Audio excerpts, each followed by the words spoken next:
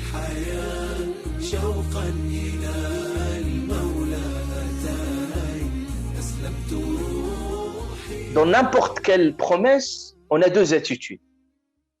Soit on y croit, soit on n'y croit pas. Pourquoi? Parce que la promesse est souvent sur parole. Quand quelqu'un vous dit, vous promet quelque chose, c'est sur parole. C'est-à-dire, soit soit cette parole, elle est crédible, et vous allez placer votre confiance. Et c'est ça le sens c'est ça le sens, en fait, de tasdiq dans le Coran. Vous trouvez Allah subhanahu wa ta'ala, quand il parlait des gens de la foi, il dit وَالَّذِينَ يُصَدِّقُونَ بِيَوْمِ الدِّينِ, c'est-à-dire ceux qui ont cette foi en jour du jugement. Donc, yusaddiqun. Allah ta'ala parlait de l'attitude du croyant par rapport au jour du jugement, il parle de at-tasdiq. Et d'ailleurs, at-tasdiq, ce mot, yusaddiqun, yusaddiqun, aux ceux qui ont foi au jour du jugement, il vient, c'est la même étymologie que de mot al-iman, la foi. Le mot l'iman. Parce que quand on dit quelqu'un yu'min amana, c'est-à-dire qu'il y a une forme de croyance, mais de croyance avec beaucoup de certitude. Et également, dans la notion de tasdiq al-iman, il y a la notion de confiance. De confiance. C'est-à-dire que la source qui a donné l'information, elle est crédible, donc ce qui fait, vous faites confiance à ce qu'on vous dit. Et c'est ce qui va déterminer un petit peu pourquoi on y croit. Et pourquoi la foi, elle est centrale? Parce qu'on fait confiance à celui qui nous annonce cette information. Donc, c'est ça le mot de tasdiq. Et là, vous trouvez que d'ailleurs, dans notre vie au quotidien, il y a donc combien parce qu'il y a des gens qui peuvent dire, est-ce que de façon rationnelle, est-ce qu'on peut quand même prêter confiance ou faire confiance à une information, n'importe quelle information qui nous prévient, d'autant plus qu'il s'agit d'une information métaphysique qui relève de l'autre-delà. On voit que pour répondre à ces personnes-là, on voit que pratiquement dans plusieurs cas dans notre vécu, dans notre quotidien, toujours on fait confiance en fonction de la source d'information. Est-ce que, par exemple, quand vous allez chez votre médecin, il vous prescrit quelque chose, est-ce que vous allez toujours discuter avec lui sur le bien fondé de votre notice médicale ou de votre... Non, vous allez voir que finalement, ça se fait par confiance. Enfin, votre médecin, quand il vous prescrit vos médicaments, c'est-à-dire que vous lui faites confiance. Votre enseignant, votre imam, vos parents, etc. C'est la question de confiance. C'est pour ça la foi, si on puisse vraiment donner un intitulé pour la foi, c'est un contrat de confiance. C'est une confiance. D'ailleurs, ce qui est paradoxal, c'est nos confiance et foi, même en langue latine, c'est-à-dire au-delà de la langue arabe, qu'on a vu le tasdiq et l'iman, ils sont liés, la confiance et la foi en quelque chose.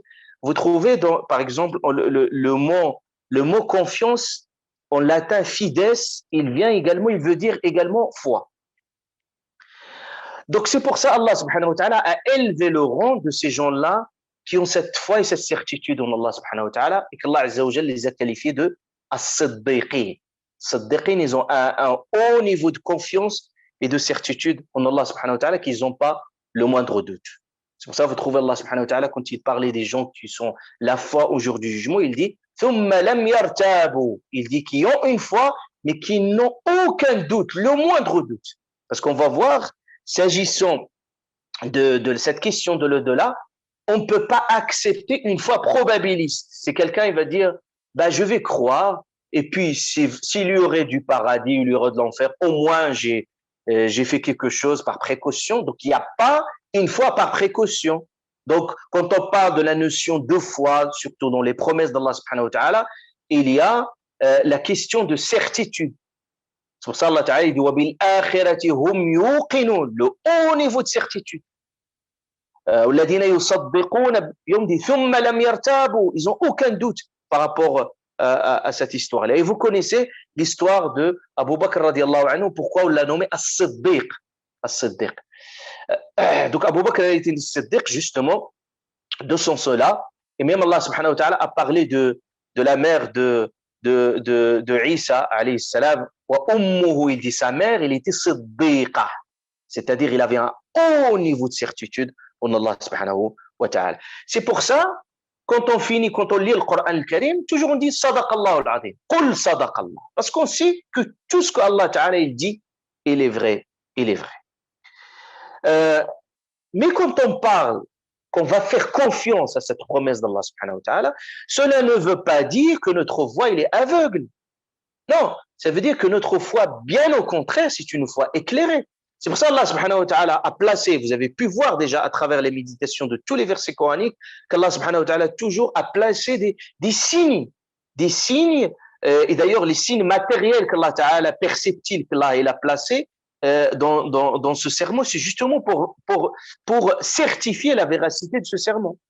Et si vous vous souvenez, lorsque Sayyidina Ibrahim alayhi salam, il a dit à Allah subhanahu wa ta'ala, Arini, montre-moi comment tu ressuscites les morts. Allah subhanahu wa ta'ala, qu'est-ce qu'il lui a dit? Est-ce que tu n'as pas cru? Bien, non, si. Mais je veux que mon cœur s'apaise. Et Allah subhanahu wa ta'ala a répondu à son appel et lui a fait la démonstration de ce que c'est. Donc quand on parle d'une foi, ça ne veut pas dire qu'une foi qui va paralyser la raison, qui va en dire non. C'est-à-dire ça se nourrit par cet effort réflexif et méditatif dans l'univers.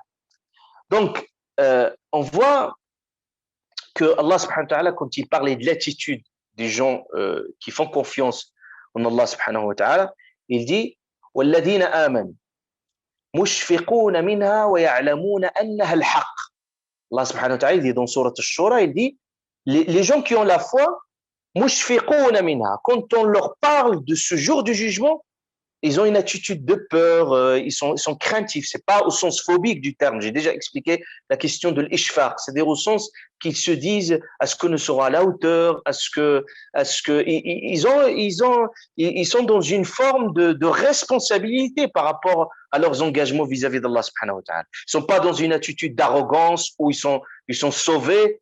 C'est-à-dire, ils se disent toujours avec beaucoup d'humilité, on ne sait pas ce qui va se dérouler. On ne sait pas si on sera parmi les gens sauvés. Ils ont toujours cette attitude de recueillement par rapport à ce jour du jugement. Il dit Allah subhanahu wa ta'ala, وَالَّذِينَ آمَنُوا مُشْفِقُونَ مِنْهَا وَيَعْلَمُونَ. Et au fond d'eux-mêmes, qu'est-ce qui أَنَّهَا الْحَقِّ. Ils savent que c'est vraiment la vérité de leur Seigneur. Donc pourquoi je dresse ce tableau des gens de la foi pour avoir l'attitude qu'on peut avoir par rapport à ce jugement, pour comprendre l'opposé. Parce que là, on est dans Allah subhanahu wa ta'ala va parler de ces gens-là qui polémiquent au sujet de l'au-delà.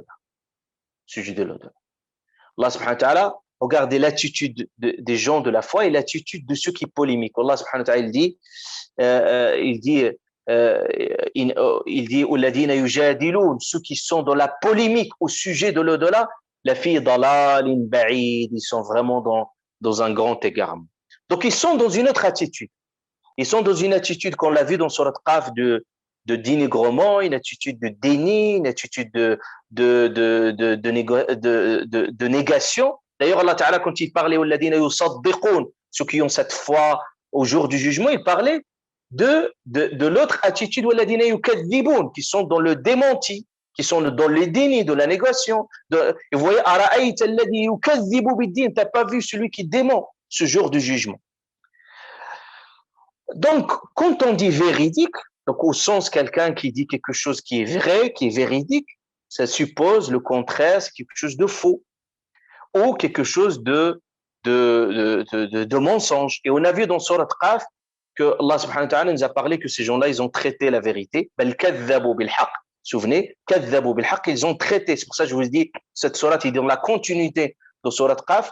Et Inch'Allah ta'ala, on aura l'occasion de comparer les trois sourates et celle qui va venir par la suite. Vous allez voir vraiment, ils traitent les mêmes problématiques. Il y a beaucoup de similitudes. C'est comme il y a une continuité entre les sourates.